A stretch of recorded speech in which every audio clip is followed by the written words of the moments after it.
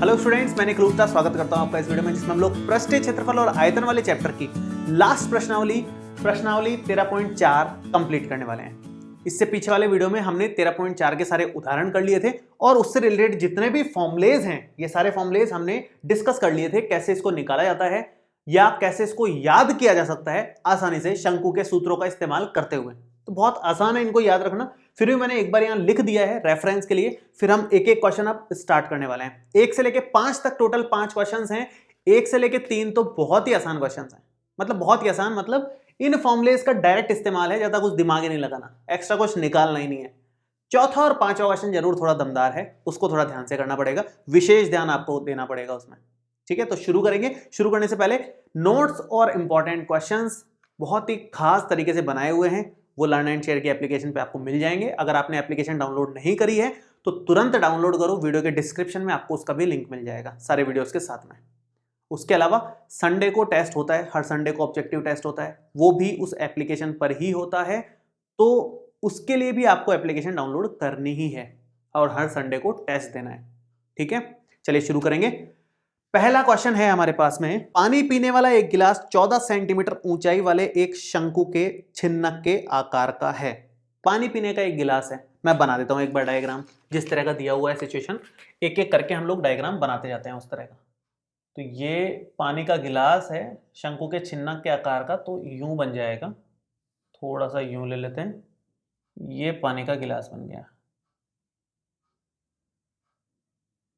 ठीक है, अब इसने क्या बोला है, इसने बोला है कि 14 सेंटीमीटर ऊंचाई वाले एक शंकु के छिन्नक के आकार का है, तो ऊंचाई भी दे दी इसकी 14 सेंटीमीटर है।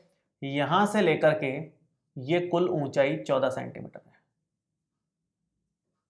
यहां तक ये हो गया 14 सेंटीमीटर। ठीक है, आगे क्या बोला इसने बोला है कि दोनों वृत्ताकार सिरों के व्यास 4 सेंटीमीटर और 2 सेंटीमीटर है, इस गिलास की धारिता ज्ञात कीजिए। भाई दोनों व्यास दे दिए, ये दे दिया 4 सेंटीमीटर यहां से यहां तक, और ये दे दिया 2 सेंटीमीटर यहां से यहां तक, व्यास दिया हुआ है। अपने को इसकी धारिता बतानी है। एक चीज हमेशा ध्यान रखना, कभी भी आपको धारिता पूछे तो धारिता का मतलब क्या होता है, आयतन, कि उसमें कितना पानी आ सकता है या दूध आ सकता है, जो भी वो रखना चाहे। तो हमें आयतन निकालना है। आयतन के लिए सूत्र आपके सामने है और उस सूत्र में 3 चीजों की जरूरत है, एक तो R1, एक R2 और एक H। हमारे पास तीनों है, देखो H तो ये रहा, R1 ये रहा, R2 ये रहा। L का जरूरत इन दोनों सूत्रों में होता है, हमें चाहिए ही नहीं, L दिया भी नहीं है, कोई दिक्कत ही नहीं है। तो यहां पर हमें क्या, अब R1 R2 लिख लेना है। एक बार यहां पर लिख देता हूं मैं, R1 R2 कितने हैं, ये देखो R1 व्यास 4 है तो 4/2 मतलब 2 सेंटीमीटर हो गया R1। जो बड़ा वाला है उसको R1 बोलते हैं हम लोग, छोटा वाला जो है उसको R2 बोलते हैं। तो ये हमारा R2, ये 2 सेंटीमीटर व्यास है तो 2/2 मतलब 1 सेंटीमीटर हमारे पास में R2 हो जाएगा, और ये हमारा H चल ही रहा है। ठीक है, तो H, R1 R2 सब कुछ आ गया है। आयतन का सिंपल सूत्र लगाओ आप। सूत्र यहां पर आयतन का लिखा हुआ है तो मैं दोबारा नहीं लिख रहा हूं इसको। ठीक है, सूत्र यहां लिखा हुआ है, मैं दोबारा नहीं लिख रहा। एग्जाम में सूत्र जरूर लिखना है, हमेशा सूत्र जरूर लिखना है, ये बात ध्यान रखना। और सब कुछ ये नोटिफाई करना है, डायग्राम बनाना है अच्छे से, इस तरह से सिस्टमेटिक करना है एग्जाम में काम। तो सूत्र यहां लिखा है, मैं दोबारा नहीं लिख रहा। बाकी 1/3, पाई का मान आप रख सकते हो 22/7। R1 स्क्वायर का मतलब हो जाएगा 2 का स्क्वायर, प्लस में R2 स्क्वायर का मतलब हो जाएगा 1 का स्क्वायर, और प्लस में R1 R2 का मतलब हो जाएगा 2 गुणा 1, ये 2 गुणा 1, और लास्ट में H का मतलब है 14, ये हो गया H। ठीक है, कितना आएगा आंसर, आंसर देखो आप, ये 7 दूना 14 हो गया, ये तो हो गया 2, और बाकी जो भी है लिख लो एक बार। तो ये 22/3 गुणा 2 दूनी 4 प्लस 1 प्लस 2 एकम 2, और ये गुणा में 2, तो 22 दूना 44/3 गुणा में 4 और 6 और 1 7 आ गया यहां पर। तो ये कितना बन रहा है फाइनली, अगर इसको कैलकुलेट करते हैं तो ये आता है 102.66 सेंटीमीटर क्यूब। ये फाइनल धारिता आ गई इस गिलास की, गिलास का आयतन मिल गया सेंटीमीटर क्यूब में। सब कुछ सेंटीमीटर में दे रखा था इसलिए सेंटीमीटर क्यूब में लिखा है। तो बहुत ही आसान क्वेश्चन था। करना क्या था, डायग्राम बनाना है, छोटा सा फॉर्मूला है, तुरंत आंसर आ गया, कुछ एक्स्ट्रा करना ही नहीं पड़ा। तो इतना छोटा क्वेश्चन है। नेक्स्ट पे आते हैं, सेकंड देखो वो भी छोटा सा है, 3 तक बहुत छोटे हैं, मैंने बता दिया पहले आपको। चौथे और पांचवें में असली दम दो, उसमें आएगा मजा। दूसरा देखो, सेकंड क्वेश्चन है, देखो एक शंकु के छिन्नक की तिर्यक ऊंचाई 4 सेंटीमीटर है तथा इसके वृत्तीय सिरों के परिमाप 18 सेंटीमीटर और 6 सेंटीमीटर है। इस छिन्नक का पृष्ठीय क्षेत्रफल ज्ञात कीजिए। वक्र पृष्ठीय क्षेत्रफल मतलब ये वाला निकालना है। तो R1, R2 और L की जरूरत है, तीनों दे रखी है, मतलब R1, R2 डायरेक्ट नहीं दे रखे, इनडायरेक्ट दे रखे हैं। मैं एक बार डायग्राम बनाता हूं, आपको उससे क्लियर हो जाएगा। सबसे पहले तो छिन्नक बना लेते हैं एक अपन बेसिक सा। तो ये हमने बना लिया, मान लो छिन्नक। उल्टा बनाओ सीधा बनाओ कोई फर्क नहीं पड़ता उससे, कैसा भी बना लो, ठीक है। ये बन गया है। अब यहां पर हमें क्या क्या दिया हुआ है, सबसे पहले इसने बोला है कि शंकु के छिन्नक की तिर्यक ऊंचाई 4 सेंटीमीटर है। तो ये होती है तिर्यक ऊंचाई, ये स्लैंट हाइट इसको L से लिखते हैं, ये 4 सेंटीमीटर दिया हुआ है। आगे इसने बोला है इसके वृत्तीय सिरों के परिमाप 18 सेंटीमीटर और 6 सेंटीमीटर है। वृत्तीय सिरों के परिमाप, इसका परिमाप दिया हुआ है, इस वृत्त का परिमाप दिया हुआ है वृत्तीय सिरों का, इसका परिमाप है 18 सेंटीमीटर और छोटे वाले का परिमाप है, इसका परिमाप दिया हुआ है 6 सेंटीमीटर, ठीक है। तो इससे R1 मिल जाएगी, इससे R2 मिल जाएगी। वृत्तीय सिरों के परिमाप है, वृत्त का परिमाप या परिधि एक ही बात होती है, वृत्त में परिधि निकलती है, वैसे परिमाप नहीं बोलते हम उसको। तो वृत्त की परिधि होती कितनी है, वृत्त की परिधि होती है 2 पाई r, 2 पाई r के बराबर, वो 18 के बराबर दे रखा है। r यहां पर R1 माना जाएगा क्योंकि ये जो है यहां से यहां तक त्रिज्या R1 है, तो R1 इसके लिए माना जाएगा। R1 कितना आ जाएगा यहां से 18/2 पाई, जिसको 9/पाई सेंटीमीटर आप लिख सकते हो। पाई के रूप में लिख रहे हैं, वो पाई अपने आप यहां से कट जाएगा, इसलिए इसको पाई ही रहने दो, टेंशन मत लो उस चीज की, ठीक है। आगे देखो आप, परिमाप इस वाले सर्किल का, इस वाले वृत्त का वापस से 2 पाई r ही लिखा जाएगा, 2 पाई r बराबर 6, लेकिन r की जगह यहां पर R2 लिया जाएगा, यहां की त्रिज्या हो जाएगी R2, तो R2 कितना आ जाएगा यहां से, वो आ जाएगा 6/2 पाई, जिसका मतलब है 3/पाई सेंटीमीटर, ये आ जाएगा R2, ठीक है। R1 क्लियर है, R2 क्लियर है, L क्लियर है। सूत्र लगाओ भाई, यहां पे सीधा सूत्र में मान रखो। तो वक्र पृष्ठीय क्षेत्रफल मैं लिखता हूं, वक्र पृष्ठीय क्षेत्रफल आप लिखोगे, एग्जाम में आप पहले ये सूत्र लिखोगे फिर अगली लाइन से करोगे। मैं डायरेक्ट अगली लाइन से कर रहा हूं क्योंकि सूत्र मैंने पहले ही लिख दिया है, ठीक है। लेकिन आपको एग्जाम में सूत्र जरूर लिखना है, इसका विशेष ध्यान रखें, सूत्र नहीं भूलना है, मार्क्स हैं उसके। चलो यहां रखोगे, पाई को पाई रहने दो क्योंकि वो कटेगा यहां से, ऐसा ही सेट किया है अपन ने। R1 9/पाई, R2 3/पाई और लास्ट L का मतलब 4 सेंटीमीटर। बस हो गया काम, ज्यादा कुछ नहीं बचा। पाई यहां पर, ये नीचे से पाई एलसीएम में आ जाएगा, 9 + 3 तो ये बचा और गुणा में यहां 4 आ गया। आप यहां पर पाई से पाई कैंसिल आउट कर दो, पाई से पाई कट जाएगा, तो 9 और 3 मिलकर के हो जाएगा 12 गुणा 4, 12 चौक 48 सेंटीमीटर स्क्वायर, ये आ गया क्षेत्रफल 48 सेंटीमीटर स्क्वायर। कंप्लीट। बस इतना छोटा सा क्वेश्चन था। अपने को मेन बात क्या दे रखी थी, परिमाप दिया हुआ था, इस बार परिमाप से हमें R1 निकाल लेना था और R2 निकाल लेना था, बस ये एक्स्ट्रा चीज थी। बाकी सिंपल फॉर्मूले में मान रखते हैं, आंसर आ गया। एक और खास बात, यहां पर पाई का मान अभी आप रख देते तो कैलकुलेशन बढ़ जाती, हमने पाई की जगह पाई ही रहने दिया, वो अपने आप कट गया। ये भी एक ध्यान देने वाली बात है। कोशिश ये किया करो एग्जाम में कि कम से कम कैलकुलेशन में अपना आंसर आ जाए, वो काम आपको करना है, ये बात विशेष ध्यान रखनी है। कम से कम कैलकुलेशन में अपना आंसर आ जाए ताकि समय बचे और गलती होने की संभावना भी कम हो जाए। कैलकुलेशन बढ़ती है तो गलती होने की संभावना बढ़ जाती है, अगर कैलकुलेशन कम होगी तो गलती होने की संभावना कम होगी, समय बचेगा, दूसरे क्वेश्चंस को आप बेहतर समय दे पाओगे, ठीक है। तीसरे क्वेश्चन पे आते हैं, वो भी आसान है, देखो स्टार्ट करते हैं। देखिए तीसरा क्वेश्चन है, एक तुर्की टोपी शंकु के एक छिन्नक के आकार की है, डायग्राम बना रखा है, सिंपल शंकु के चिन्ह के आकार का है। मैं एक बार बना देता हूँ किस तरह का डायग्राम है। ये इस तरह की टोपी है, यहाँ यूं है और ये यूं और ये यूं और ये यूं टोपी है, मतलब इस तरह की टोपी है। मैंने केवल मेन पोर्शन बनाया है, उसने डिजाइन भी बना रखी है, वो मैंने नहीं बनाया है ना। तो ये इस तरह के आकार की टोपी बता रखी है। आगे इसने बोला यदि इसके खुले सिरे की त्रिज्या, खुला सिरा कौन सा है, ये वाला है, बंद सिरा कौन सा है, ये वाला है। अगर ये खुला नहीं होगा तो टोपी अंदर कैसे जाएगी सिर के, जाहिर सी बात है, एक सिरा खुला होता है टोपी में, एक सिरा बंद होता है। तो ये ऊपर वाला सिरा बंद है, ये बंद सिरा है, और नीचे वाला सिरा खुला सिरा है। ठीक है, आगे क्या बोला इसने, खुले सिरे की त्रिज्या 10 सेंटीमीटर है और ऊपरी सिरे की त्रिज्या 4 सेंटीमीटर है। दोनों की त्रिज्याएं दे दी अपने को। तो इस वाले की त्रिज्या हम लोग लिख देते हैं पहले। तो ये R1 माना जाएगा, जो बड़ा वाला है वो R1 लिखते हैं हम लोग, 10 सेंटीमीटर दे रखा है। और जो छोटा वाला है उसकी त्रिज्या 4 सेंटीमीटर दी हुई है, ये 4 सेंटीमीटर दिया हुआ है। आगे इसने बोला है और टोपी की तिर्यक ऊंचाई 15 सेंटीमीटर है। तिर्यक ऊंचाई मतलब ये L अपने को 15 सेंटीमीटर दिया हुआ है। आगे बोला तो इसके बनाने में प्रयुक्त पदार्थ का क्षेत्रफल क्या थी।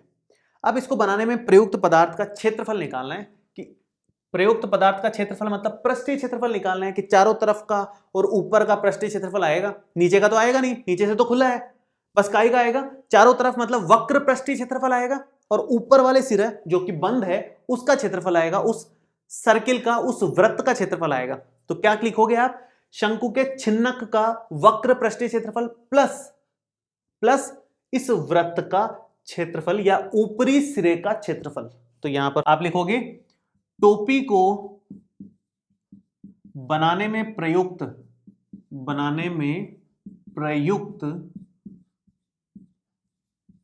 पदार्थ का क्षेत्रफल वो कितना आएगा, वो आएगा बराबर में, एक तो छिन्नक का वक्र पृष्ठीय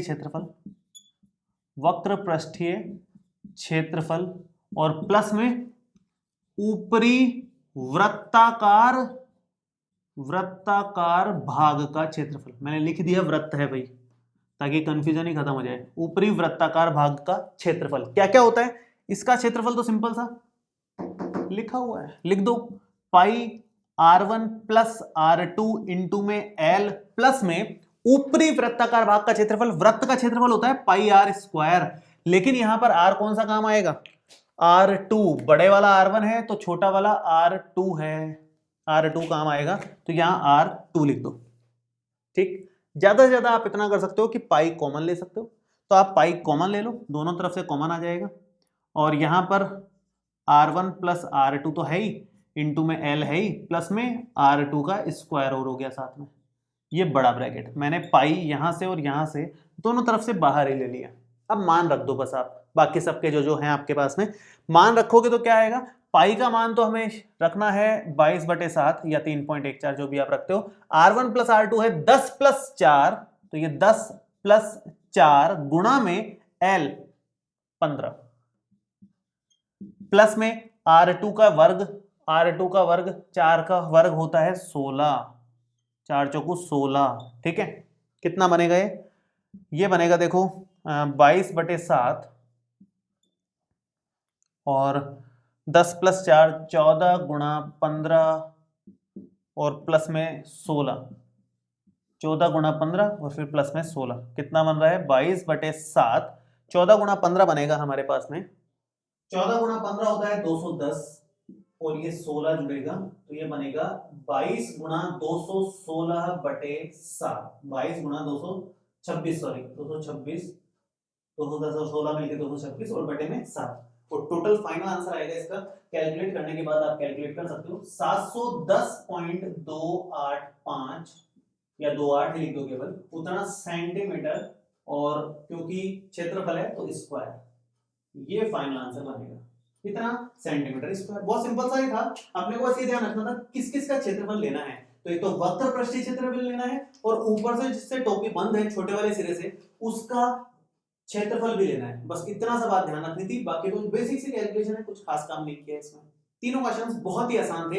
अब हम आते हैं फाइनली जबरदस्त और दमदार क्वेश्चन चौथे नंबर पे ध्यान से देखो। चौथा क्वेश्चन है, देखिए, धातु की चादर से बना और ऊपर से खुला एक बर्तन शंकु के एक छिन्नक के आकार का है, जिसकी ऊंचाई 16 सेंटीमीटर है तथा निचले और ऊपरी सिरों की त्रिज्याएं क्रमशः 8 सेंटीमीटर और 20 सेंटीमीटर है। तो सबसे पहले तो एक खुला बर्तन है जो शंकु के छिन्नक के आकार का है, और कोई भी खुला बर्तन हो नीचे से छोटा और ऊपर से बड़ा होता है, इस तरह की शेप रहती है उसकी। तो मैं एक बार वो बना देता हूं, देखो किस तरह से बनेगा। ये ऊपर से बड़ा रहेगा और नीचे थोड़ा छोटा कर लेंगे हम लोग, ये छोटा कर दिया थोड़ा, और ये इस तरह से शंकु का छिन्नक बन गया। ठीक है, अब क्या क्या चीजें दे रखी हैं इसके बारे में। इसके बारे में अपने को बोला है कि एक तो इसकी ऊंचाई 16 सेंटीमीटर है, यहां से लेकर के अगर इसकी ऊंचाई देखी जाए तो ऊंचाई इसकी 16 सेंटीमीटर है, h बराबर। ठीक है, नेक्स्ट आगे इसने बोला कि भाई ऊपरी और नीचे सिरों की त्रिज्याएं 8 सेंटीमीटर और 20 सेंटीमीटर है। तो 8 जाहिर सी बात है ये होगा, ये 8 सेंटीमीटर, और ये है हमारे पास 20 सेंटीमीटर। और बड़ी वाली को हम लोग R1 बोलते हैं, छोटे वाले को हम लोग R2 बोलते हैं, ये तो पहले से तय है। ठीक है, आगे इसने क्या बोला, ये शुरू की 2 लाइंस का जो भी है सारा लिख दिया है मैंने, बना दिया है। आगे तीसरी लाइन में बोला है कि 20 रुपए प्रति लीटर की दर से इस बर्तन को पूरा भर सकने वाले दूध का मूल्य ज्ञात कीजिए। 20 रुपए प्रति लीटर की दर से इस बर्तन को पूरा भर सकने वाला दूध, मतलब आयतन की बात चल रही है। 20 रुपए प्रति लीटर की दर से हमें मूल्य बताना है, इसमें जितने लीटर दूध रहेगा उसका। अब हमें यह चेक करना है कि इसमें कितने लीटर दूध आ सकता है, कि भाई 50 लीटर दूध आ सकता है, तो 50 को 20 से गुणा कर देंगे, क्योंकि 1 लीटर दूध की कीमत 20 रुपए है, तो 50 लीटर दूध की कीमत 50 गुणा 20 हो जाएगी। तो कहने का मतलब ओवरऑल क्या है कि हमें यह चेक करना है कि कितने लीटर दूध इसमें आ सकता है। कितने लीटर दूध आ सकता है मतलब आयतन हमें बताना है इसका। लीटर मतलब आयतन ही हो गया ना, आयतन की इकाई है लीटर। तो कितना आ सकता है, धारिता का मतलब क्या होता है, आयतन होता है। तो आयतन हमें इस सूत्र से यहां पर निकाल लेना है, फिर उसको लीटर में बदलेंगे। आयतन हमेशा इसके हिसाब से आता है, ये सेंटीमीटर सेंटीमीटर सेंटीमीटर दे रखा है, तो सेंटीमीटर क्यूब में आएगा, फिर उसको लीटर में बदल देंगे हम। वो बहुत छोटा सा प्रोसेस है। मेन काम क्या है, सबसे पहले तो हमें आयतन निकालना है। तो आयतन यहां पर लिखा हुआ है, सूत्र साफ साफ, मैं केवल मान रख रहा हूं, सूत्र नहीं लिख रहा हूं। एग्जाम में सूत्र जरूर लिखना है, उसके नंबर होते हैं, इसलिए सूत्र जरूर लिखना है, ये बात ध्यान रखें। यहां पर लिखा हुआ है ऑलरेडी, इसलिए मैं नहीं लिख रहा हूं। तो क्या लिखेंगे यहां, 1/3 मान रखें, तो पाई का मान क्वेश्चन में लिखा हुआ है कि 3.14 लेना है आपको क्वेश्चन के एंड में, तो सीधा 3.14 ले लो, ज्यादा दिमाग नहीं लगाना। गुणा में R1 स्क्वायर मतलब 20 का स्क्वायर, R2 स्क्वायर मतलब 8 का स्क्वायर, और R1 R2 मतलब 20 गुणा 8। ये हो गया हमारे पास बीच वाला पोर्शन, और लास्ट में h कितना दिया हुआ है 16 सेंटीमीटर, तो ये हो जाएगा 16। कितना बनेगा, 3.14 तो है ही, नीचे 3 चल ही रहा है, गुणा में 20 का वर्ग करोगे तो 400, प्लस में ये 64, और प्लस में ये दोनों मिलकर के कितने बन जाएंगे, इन दोनों को गुणा करोगे तो 160 आता है, और गुणा में उधर चल रहा है 16। इसको पहले टोटल कर लेते हैं हम लोग, तो ये बनेगा 3.14/3 गुणा में 624 गुणा 16, 624 आएगा अगर इसको टोटल करते हो तो। और 3 से ये कट रहा है साफ साफ, 3 दूना 6, भाग टूट के 0 लगेगी, 3 अट्ठे 24, 208। क्या बना, ये बना 3.14 गुणा 208 गुणा 16। कितना आता है अगर इसको टोटल करते हैं तो 10,449.92 सेंटीमीटर क्यूब आता है आयतन। एकदम सिंपल काम किया है, फॉर्मूला लगा करके सिंपल सा काम किया है, अभी तक कुछ नहीं किया। सेंटीमीटर क्यूब में आयतन आ गया, सिर्फ फॉर्मूला लगाया, 3-4 लाइनों में आंसर आ गया। लेकिन हमें सेंटीमीटर क्यूब में नहीं चाहिए, हमें चाहिए लीटर में, क्योंकि लीटर में रहेगा तो 20 रुपए लीटर के हिसाब से हम उसका मूल्य बता पाएंगे, तो इसको लीटर में बदलना पड़ेगा। अब लीटर में बदलने का क्या तरीका होता है, सिंपल सा फॉर्मूला है, वो आपको याद रखना पड़ेगा। देखो फॉर्मूला क्या है, 1 सेंटीमीटर क्यूब होता है 1/1000 लीटर, और अगर 1 मीटर क्यूब आ जाए किसी और क्वेश्चन में, इस क्वेश्चन में तो ये काम आएगा, लेकिन किसी क्वेश्चन में मीटर क्यूब वाला आ जाए तो 1 मीटर क्यूब होता है 1000 लीटर के बराबर। ये आपको ध्यान रखना पड़ेगा। कुछ क्वेश्चंस में दिया होता है, कुछ क्वेश्चंस में नहीं दिया होता है, हमें ध्यान रखना पड़ता है। जैसे इसमें नहीं दिया तो हमें ध्यान रखना पड़ेगा।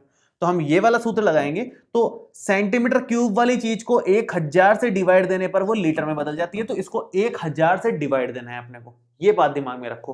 तो 1000 से अगर डिवाइड दें तो ये 10,449.92 बटे 1000 कितना आएगा? ये 3 जीरो है तो 3 पॉइंट शिफ्ट हो जाएगा, यहां पर लग जाएगा पॉइंट, यहां से 3 पॉइंट और शिफ्ट होकर के 10.44992 इतना लीटर है ये, जिसको लगभग लगभग आप लिख सकते हो 10.45 लीटर।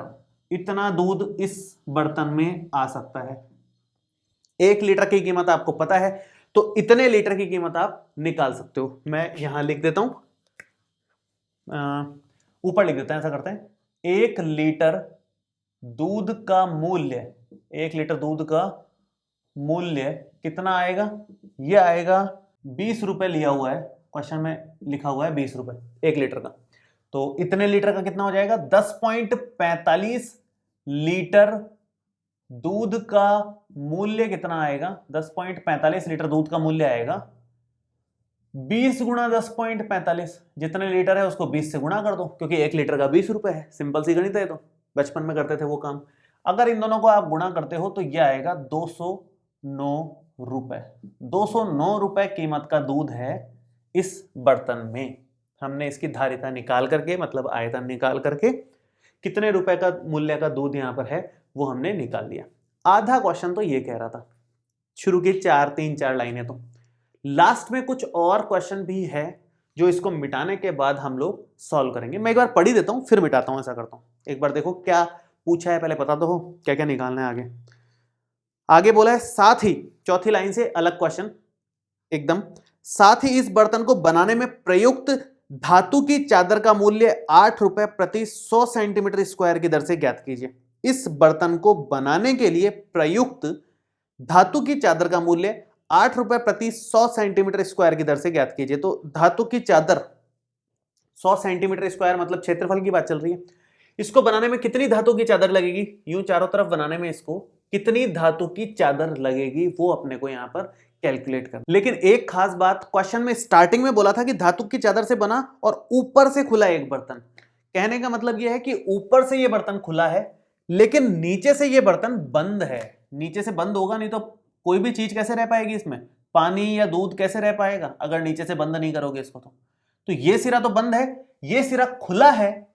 अब हमें इसका पृष्ठीय क्षेत्रफल निकालना है और उसकी कॉस्टिंग बतानी है जो उसने बोला है उसके अकॉर्डिंग। तो सबसे पहले आप काम क्या करना है? पृष्ठीय क्षेत्रफल, एक तो वक्र पृष्ठीय क्षेत्रफल आएगा और एक इस आधार का क्षेत्रफल आएगा, क्योंकि ये ठोस है, ऊपर से तो खुला है, ये बंद है आधार, तो इसका क्षेत्रफल और वक्र पृष्ठीय क्षेत्रफल हमें निकालना पड़ेगा। तो वक्र पृष्ठीय क्षेत्रफल तो ये रहा, इसके लिए हमें एल की जरूरत पड़ेगी और आधार का क्षेत्रफल पाई r2 स्क्वायर हो जाएगा वृत्त के क्षेत्रफल के हिसाब से। तो मेन हमें अब पहले एल निकालने की जरूरत पड़ेगी, क्योंकि इस सूत्र में एल की जरूरत पड़ती है। और एल कहां से मिलेगा?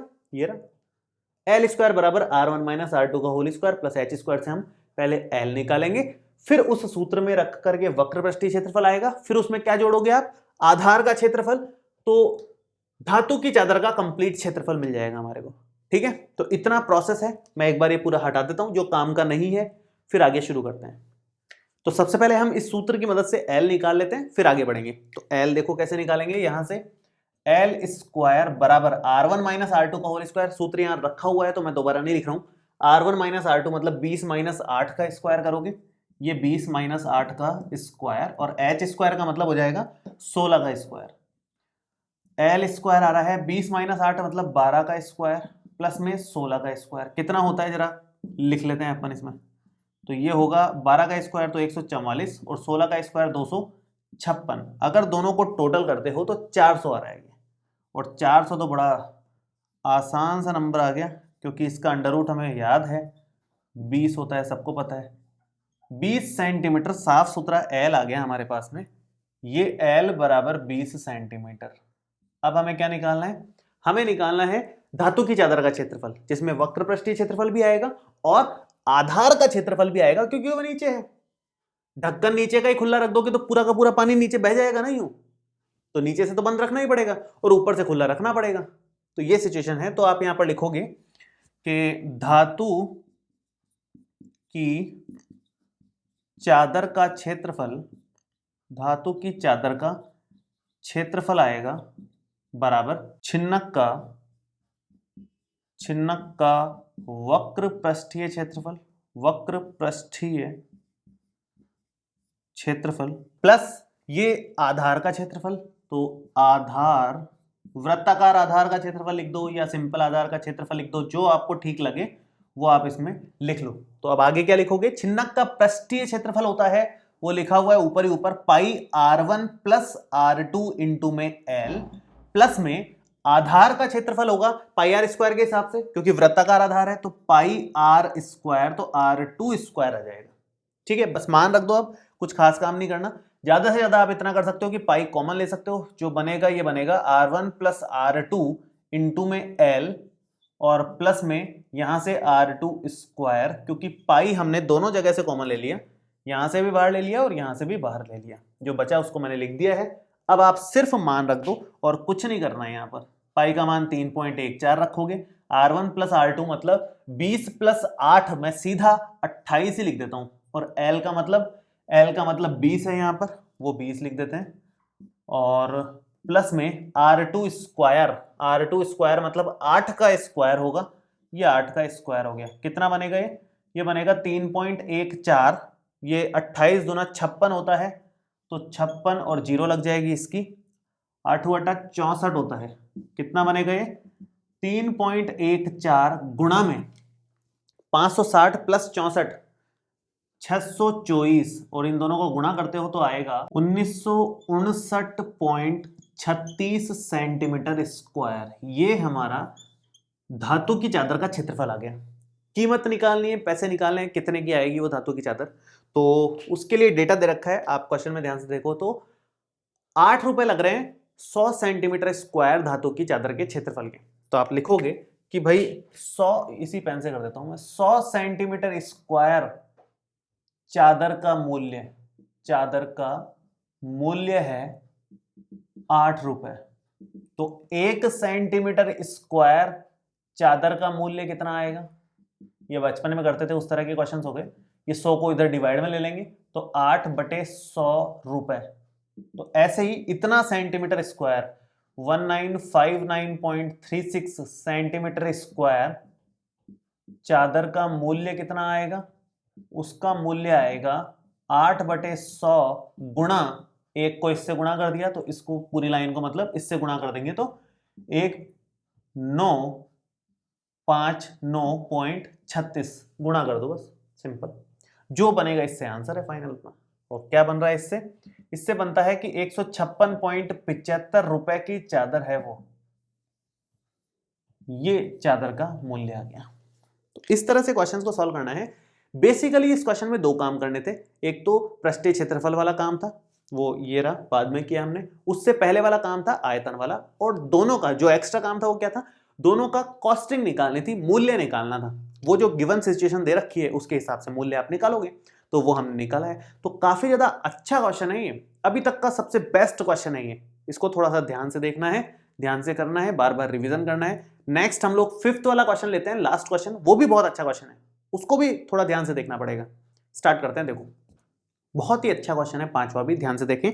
20 सेंटीमीटर ऊंचाई और शीर्ष कोण 60 डिग्री वाले एक शंकु को उसकी ऊंचाई के बीचों बीच से होकर जाते हुए एक तल से 2 भागों में काटा जाता है, जबकि तल शंकु के आधार के समांतर है। पहले मैं एक बार बना देता हूं इस सिचुएशन को, उसके बाद अपन आगे पढ़ते हैं। देखो क्या सिचुएशन है, एक शंकु है, ये थोड़ा सा हम बड़ा ही बना लें क्योंकि इसको काटने वाले हैं।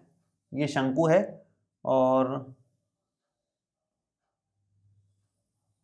ये इस तरह से इसका आधार है, थोड़ा सा गड़बड़ हो गया, ये इसका आधार है, ठीक है। अब इसने बोला है कि जितनी भी ऊंचाई है इसकी, क्या क्या दे रखा है एक बार देख लेते हैं। इसने बोला है कि भाई 20 सेंटीमीटर ऊंचाई है इसकी, ये ऊंचाई है इसकी 20 सेंटीमीटर यहां से, ये 20 सेंटीमीटर ऊंचाई है, टोटल 20 सेंटीमीटर है, तो मैं इसको बाहर लिख लेता हूं कि ये 20 सेंटीमीटर कुल ऊंचाई है, यहां से यहां तक। ठीक है, इसको एकदम बीच में से काटा है, एकदम बीच में से काटना है। इसने बोला है 20 सेंटीमीटर ऊंचाई और शीर्ष कोण 60 डिग्री, ये 60 डिग्री शीर्ष कोण इसको बोलते हैं, ये 60 डिग्री है टोटल, तो ये 30 डिग्री हो जाएगा अगर इस तरफ की बात करेंगे तो, 30 इधर का है, टोटल 60 डिग्री है। ठीक है, तो शीर्ष कोण 60 डिग्री वाले एक शंकु को उसकी ऊंचाई के बीचों बीच से काटना है, ये ऊंचाई है, इसके बीचों बीच से काटना है, यूं बीचों बीच से होकर जाते हुए एक तल से दो भागों में काटा जाता है। तो मान लेते हैं कि इसको काट दिया तो क्या सेक्शन बनेगा यहां पर, ये इस तरह का हो जाएगा कटा हुआ, ये ऊपर वाला हिस्सा अलग, नीचे वाला हिस्सा अलग, एकदम नीचे वाला एक तरीके से छिन्नक बन गया, ऊपर वाला छोटा शंकु बन गया, ऐसे समझ लो आप। ठीक, आगे देखते हैं। आगे इसने बोला यदि इस प्राप्त शंकु के छिन्नक को व्यास 1/16 सेंटीमीटर वाले एक तार के रूप में बदल दिया जाता है तो तार की लंबाई ज्ञात कीजिए। देखो सिचुएशन क्या है, अपन ने इससे पीछे वाली प्रश्नावली 13.3 में पढ़ा था कि एक ठोस को किसी दूसरे ठोस में अगर परिवर्तित करते हैं तो दोनों का आयतन समान रहता है। ठीक है, तो ये एक ठोस है जो नीचे बचा हुआ, ऊपर से वाले से मतलब ही नहीं है, ऊपर वाले को तो डॉट डॉट डॉट कर दो भले आप, इससे कोई मतलब नहीं रहा अपने को सिर्फ नीचे वाले से मतलब रहा है, ये अपने काम का है छिन्नक। ये छिन्नक जिस तरह का है उसको पिघला करके तांबे के तार में बदलना है, और उसका तांबे के तार का व्यास दे रखा है 1/16 सेंटीमीटर, तांबा या कोई भी तार में बदलना है, 1/16 सेंटीमीटर उसका व्यास है। तो हम क्या करेंगे, इस छिन्नक का आयतन बराबर उस तार का आयतन, और उससे फिर निकल जाएगा जो भी निकालने का है, उस तार की लंबाई निकल जाएगी आराम से। ठीक है, तो सबसे पहला काम क्या करना है, इसका आयतन निकालना है। उसके बाद तार किस तरह का होता है, तार तो होता है अपना बेलनाकार ही, तो इस तरह का कोई तार होगा, ये लंबा सा तार होगा, मैं इतना लंबा बना देता हूं, उस तार की लंबाई बोल दो या ऊंचाई बोल दो, एक ही बात है। तो उसकी ऊंचाई कैपिटल एच ले लेते हैं फिलहाल, कैपिटल एच ऊंचाई ले लो या लंबाई ले लो जो आप बोलना चाहो, और इसका व्यास 1/16 सेंटीमीटर दिया हुआ है, ये पूरा व्यास है, तो इसकी त्रिज्या भी निकाल लेंगे हम लोग। इस वाले पोर्शन को बदलना है इसमें। ठीक है, तो सबसे पहले हम इसके आयतन पे फोकस करेंगे। इसका आयतन निकालने के लिए किस किस चीज की जरूरत है, 1/3 पाई r1 square r2 square r1 r2 h, मतलब r1 चाहिए, r2 चाहिए और h चाहिए। h आपके पास है, क्योंकि कुल 20 है, उसने बोला कि ऊंचाई के आधे हिस्से में काटा है, मतलब ये 10 ये 10, तो ये तो अपने को क्लियर है कि यहां अगर इसको हम h बोल रहे हैं तो h 10 सेंटीमीटर है, कोई दिक्कत नहीं है, यहां से यहां तक ये 10 सेंटीमीटर है, मैं लिख देता हूं। ठीक, हमें R1 और R2 नहीं पता, ये बड़ा वाला है तो ये R1 है, वो नहीं पता, ये छोटा वाला है तो ये R2 है, ये भी नहीं पता। अब वो कैसे निकाला जाए, ये एक क्वेश्चन है। उसके लिए इसने कोण दिया हुआ है पहली बार, एक भी क्वेश्चन में पिछले ऐसा कुछ नहीं किया था कि कोण दे शीर्ष का, लेकिन शीर्ष कोण दे रखा है इस बार 60 डिग्री, तो उसको आधा करके 30 डिग्री में बदल दिया। अपने को सिर्फ इस त्रिभुज से मतलब है, एक तो ए बी सी मैं नाम दे देता हूं ताकि ध्यान रहे, ये ए बी सी मान लो, एक तो इसको मान लो पी पॉइंट, इसको मान लो क्यू पॉइंट, तो दो त्रिभुज आपको दिख रहे होंगे, एक दिख रहा है त्रिभुज ए बी सी, इसमें अपन बात करेंगे, एक बात करेंगे त्रिभुज ए पी क्यू, दोनों में ये 90 डिग्री है, समकोण त्रिभुज है, त्रिभुज ए पी क्यू। तो दोनों त्रिभुजों में क्योंकि दोनों समकोण त्रिभुज हैं, इसलिए त्रिकोणमिति की मदद से आप R1 R2 निकाल सकते हो। देखो कैसे, 10 सेंटीमीटर ये है तो 10 सेंटीमीटर ये भी तो है, 10 सेंटीमीटर ये भी तो है, दोनों 10-10 है, तभी तो टोटल 20 था ये। ठीक है, तो अब थीटा के, मैं पहले इस त्रिभुज की बात कर रहा हूं एबीसी की, इस त्रिभुज की बात कर रहा हूं, ये समकोण त्रिभुज है, ये थीटा है, थीटा के जस्ट सामने वाली भुजा या कोण के जस्ट सामने वाली भुजा को क्या नाम दिया जाता है, लंब। तो ये हो गया लंब, और ये हो गया कर्ण जिससे अपने को कोई मतलब नहीं है, और ये भुजा है आधार भुजा, आधार भुजा। ठीक है, तो आप लंब और आधार में संबंध स्थापित करना चाहते हो तो tan थीटा की जरूरत पड़ेगी। tan थीटा का सूत्र होता है लंब बटे आधार, और यहां थीटा का मान कितना है 30 डिग्री, तो tan 30 डिग्री का मान आ जाएगा। लंब मतलब R2 जो कि चाहिए, और आधार मतलब tan, ये आधार की लंबाई tan है। ठीक है, आप चाहो तो ऐसे लिख लो BC बटे AB लिख लो। आपको अगर और बेहतर समझना है तो आप इसको पहले BC लिख लो, फिर ये AB लिख लो, और BC का मान आप लिख दो फिर R2, और AB का मान लिख दो 10, और tan 30 डिग्री होता है 1/√3, और वो इक्वल आ रहा है R2 बटे 10 के। तो R2 अब यहां से निकल जाएगा, कितना निकलेगा, इस तरफ कर देता हूं, ये त्रिभुज आगे ले लेंगे हम लोग उस तरफ। देखो ये 10 उधर जाएगा, तो R2 का मान आ गया 10/√3 सेंटीमीटर, ये R2 का मान आ गया। सेम प्रोसेस से हम R1 भी निकालेंगे। ठीक है, तो निकालते हैं, शुरू करते हैं। देखो अब आप कहोगे कि त्रिभुज APQ में, त्रिभुज APQ में, अब ध्यान दो, APQ मतलब ये बड़ा सा त्रिभुज, इस बड़े से त्रिभुज में वही सेम थीटा के जस्ट सामने वाली भुजा तो लंब ही होगी, तो इस बार ये भुजा लंब का काम करेगी, और ये पूरा आधार का काम करेगी, और ये पूरा कर्ण का काम करेगी 90 डिग्री के सामने वाली, जिससे हमें कोई मतलब नहीं है, हमें मतलब है लंब और आधार से। आधार कितना होगा इसका, 10 और 10 मिलकर के 20 के बराबर, ये 20 है, ये R2 है, सॉरी R1 है, तो वो हम निकाल लेंगे। कैसे निकालेंगे, सेम वही tan थीटा का सूत्र लगाओ आप। tan थीटा होता है लंब बटे आधार, तो यहां पर tan 30 डिग्री, फिर से tan 30 डिग्री बराबर लंब कितना, लंब है PQ, और आधार कितना, आधार है AP, तो tan 30 डिग्री का मतलब हो जाएगा 1/√3, PQ का मतलब है R1, और AP का मतलब है AP पूरा 20 सेंटीमीटर, तो R1 ये 20 इधर आएगा, तो R1 का मान आ जाएगा 20/√3 सेंटीमीटर। हमारे पास में R2 भी आ गया था, R1 भी आ गया है, H हमारे पास ऑलरेडी है। अब हम आयतन आसानी से निकाल सकते हैं, इस सूत्र की कोई जरूरत नहीं है, इसको मैं मिटा देता हूं, हमें सीधा आयतन निकालना है। आयतन निकल जाएगा आराम से। देखो कैसे निकलेगा, या निकालते हैं उससे पहले हम ये करते हैं कि इस नीचे वाले पोर्शन को, मतलब छिन्नक वाले पोर्शन को, ऊपर वाले से कोई मतलब ही नहीं है, सिर्फ छिन्नक वाले पोर्शन को हमें पिघला कर ये तार के रूप में बदलना है। तो हम क्या करेंगे, हम लिखेंगे छिन्नक का आयतन, आयतन बराबर होगा बेलनाकार, बेलनाकार तार का आयतन। यही होता है, अगर एक ठोस को पिघला करके आप दूसरे ठोस में बदल रहे हो तो उनका आयतन समान रहता है। ये 13.3 में हमने पढ़ा है, पूरे क्वेश्चंस किए सेम टू सेम। तो ये 13.3 और बाकी के 13.4 और त्रिकोणमिति, इन सब का मिक्स क्वेश्चन है। इसका मतलब ये बेस्ट क्वेश्चन हो गया अपने आप में, इतना जबरदस्त क्वेश्चन है ये। 13.3 भी इसमें काम आ रही है, 4 भी आ रही है, त्रिकोणमिति 8वां चैप्टर भी काम आ रहा है इसमें, जबरदस्त क्वेश्चन हो गया ये।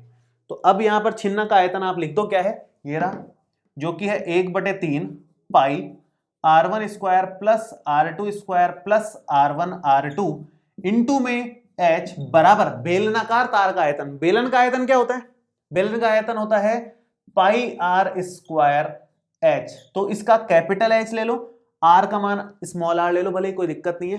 कैपिटल H हमें निकालना है, स्मॉल r हम यहां से निकाल लेंगे।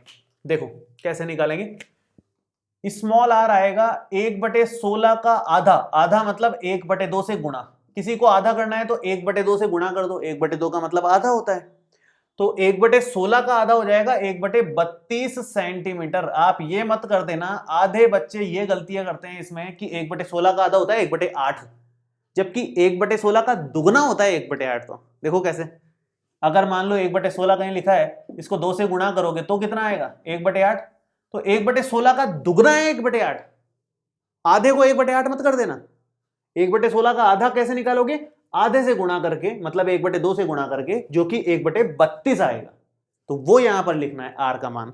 बाकी h हमें निकालना है, निकाल लेंगे, कोई दिक्कत नहीं है। सबसे पहले एक काम करो, पाई से पाई तो हटा लो, ठीक। अब मान रखते जाओ, 1/3 ये चल रहा है, उसके बाद R1 का वर्ग, R1 स्क्वायर, R1 का है ये रहा, 20/√3 का करना है स्क्वायर, प्लस में R2 स्क्वायर मतलब 10/√3 का करेंगे स्क्वायर, और R1 इंटू R2 का मतलब 20/√3 गुणा 10/√3 और इंटू में H का मतलब स्मॉल h ये 10, छिन्नक की ऊंचाई 10 बराबर में R2 स्क्वायर, R2 ये रहा 1/32 गुणा 1/32 गुणा कैपिटल H जो निकालना है। ठीक, अब देखो आगे, ये तो मैं लाइन खींच देता हूं और यहां पर अब काम करेंगे आगे। 1/3 ये ऐसे कैसे चल रहा है, 20 का वर्ग होता है 400 बटे में √3 का वर्ग हो जाएगा 3। कैलकुलेशन में थोड़ा ध्यान देना पड़ेगा, इसमें अच्छी कैलकुलेशन है।